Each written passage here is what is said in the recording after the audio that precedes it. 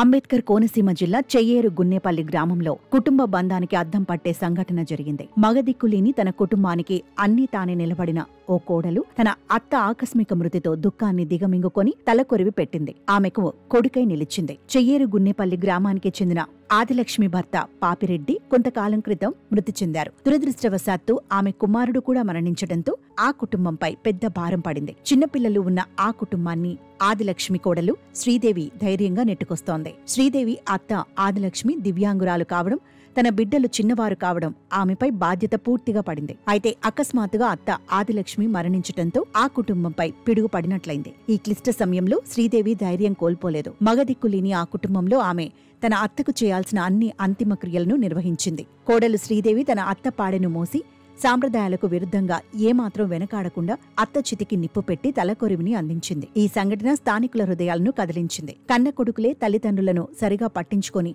ప్రస్తుత సమాజంలో కోడలు శ్రీదేవి చూపిన చొరవను గ్రామస్తులు ప్రశంసించారు.